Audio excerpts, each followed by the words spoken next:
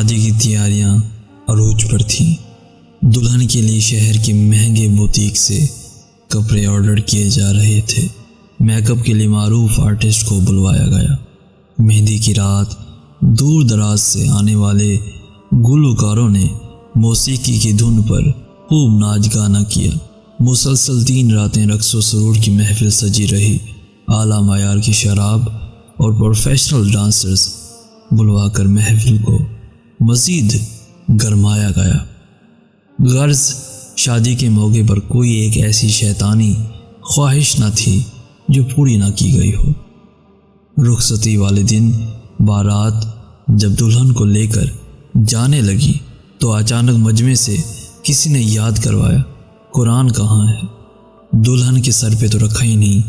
وہاں موجود لوگ وہی رک گئے اور پریشانی میں سمجھ نہیں آ رہا تھا کہاں سے قرآن پاک منگوایا جائے، کیونکہ قرآن پاک کے سائے کے بغیر دلہن کو روانہ کرنا اچھا شگن نہیں سمجھا جاتا۔ اتنے میں ایک نوجوان کو قریب کی مسجد میں بھیجا گیا کہ جاؤ مولوی صاحب سے قرآن پاک لے آؤ، کہو کہ بارات رکی ہوئی ہے۔ مولوی صاحب جلدی سے قرآن پاک دیجیے۔ کیوں بیٹا، کیا ہوا؟ کیا پوچھنا ہے پوچھو۔ نہیں مولوی صاحب، ایک بارات رکی ہوئی ہے، قرآن پاک کی رسم باقی ہے، وہ پوری کرنی ہے، جلدی ہی واپس دے جاؤں گا۔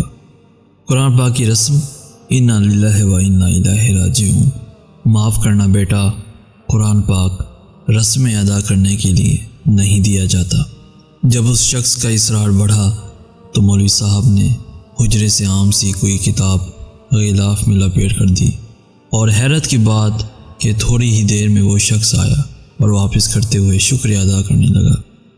ایک دفعہ پھر مولوی صاحب کے منہ سے انا للہ و انا الیہ راجعون نکلا کہ فقط رسم ادا کرنے کا اتنا جنون کہ کھول کر دیکھنا بھی گوارا نہ کیا کہ اندر کیا ہے، اور دل ہی دل میں شکر ادا کیا کہ رسم کے لیے قرآن پاک نہ دے کر اس پاک کتاب کا وقار بلند رکھا۔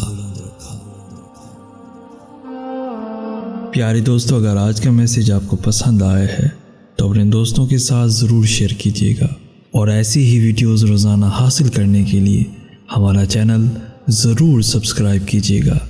جزاک اللہ خیر۔